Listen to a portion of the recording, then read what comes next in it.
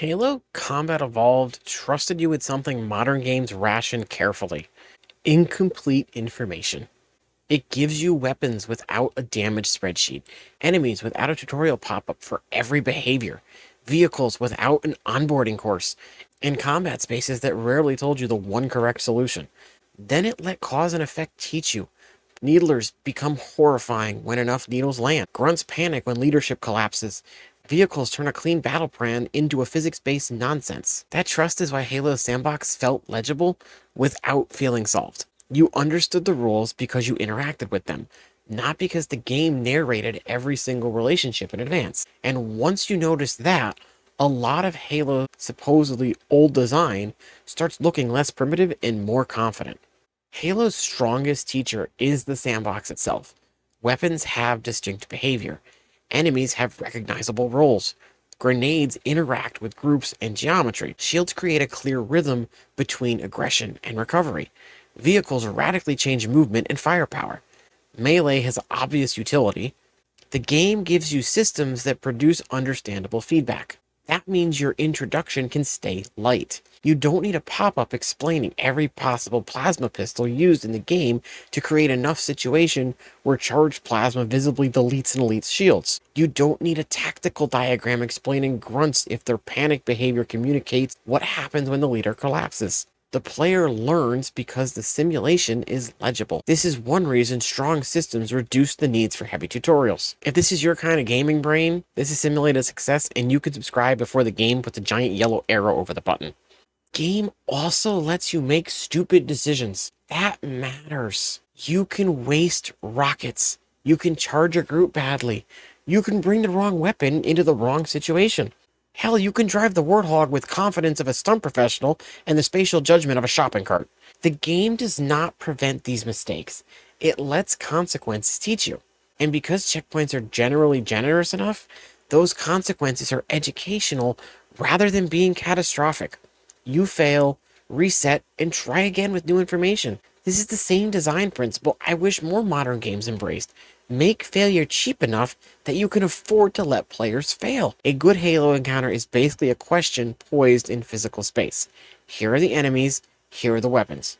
Your cover's there, maybe there's a turret vehicle, elevation advantage, or flanking route. What do you want to do? The game often has expected solutions, but it does not insist on one. You can snipe, rush, grenade, steal a vehicle, bait the enemy, use friendly AI.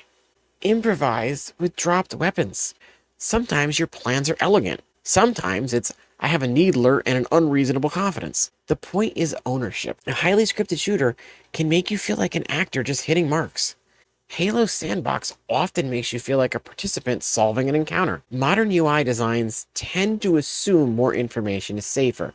Enemy markers, hit indicators, objective markers, contextual prompts, ammo suggestions, grenade indicators, highlighted interactables, ability reminders, outlines, threat detection. Some of those are useful.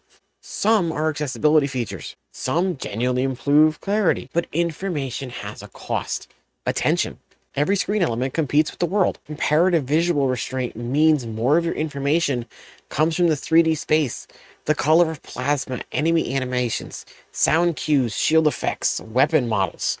Level geometry. Your eyes are in the battlefield rather than consistently consulting the cockpit instruments. This is not automatically better for every player, but it creates a different relationship with the game. This is why modernizing Halo can easily go too far. If you add guidance every place where an old player who once got confused may remove the need to observe. If you add markers to every threat, you may reduce audio and animation awareness. If you make every encounter objective explicit, you may turn experimentation into procedure. The game becomes easier to move around, but shallower to learn. A faithful remake should preserve the learning loop, not just the geometry and dialogue. Ask yourself, how did the original teach this? What player behavior was required? Can we make the teaching clearer without bypassing that behavior? This is a more demanding standard than add modern quality of life. And again, trust does not mean refusing to help. A game can fail to communicate. Halo sometimes does. The solution is better communication, not ideological purity. Use stronger lighting, better landmarks, clearer animations, improved audio cues. Optional accessibility options. Contextual hints that appear when needed rather than constantly. Trust means the game assumes competence until evidence suggests the player needs help. Neglect means the game gives you poor information and blames the player. And those are opposite. Halo also trusted you to decide what mattered inside a fight. Do I kill the elite first and risk the grunts scattering? Take the jackals because they're pinning us down. Steal a ghost, save rockets? Retreat and pull the encounter into a better angle? The game rarely pauses to label those priorities. The sandbox makes them visible through consequences. This is why two players can remember the same encounter totally different. The level presents a problem, but your solution becomes the story. When a game overspecifies the correct action, that personal layer shrinks.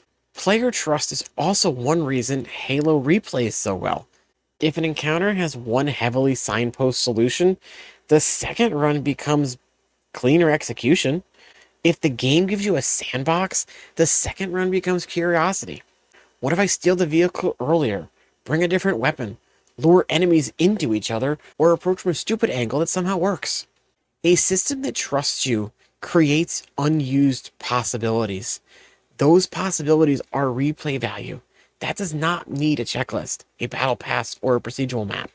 The Stellar Cartographer is almost a perfect demonstration of this philosophy. The beach gives you a broad objective, enemies, weapons, vehicles, and enough terrain to start forming a plan. The game does not need you to tell whether the warthog is the correct answer. It does not need to explain which crew of enemies should die first. You can push straight in, drive around, abandon the vehicle, approach badly, recover, and learn. The level has a destination, but the encounter space leaves room for the player to author the route through it. The trust matters because every small discovery becomes reusable. You learn what plasma does to shields because you saw it work. You learn what grenades do to clustered grunts because the Samprocs produced the opportunity. You learn how dangerous an elite becomes when support enemies are still alive. The game is teaching constantly. It just rarely stops to announce that class is in session. A modern version of the same encounter could easily add weapon callouts, recommended routes, companion hints, objective breadcrumbs, and explicit explanations of enemy roles. Every one of those additions can be defended individually. Together, though, they reduce the amount of room between seeing a problem and receiving the answer.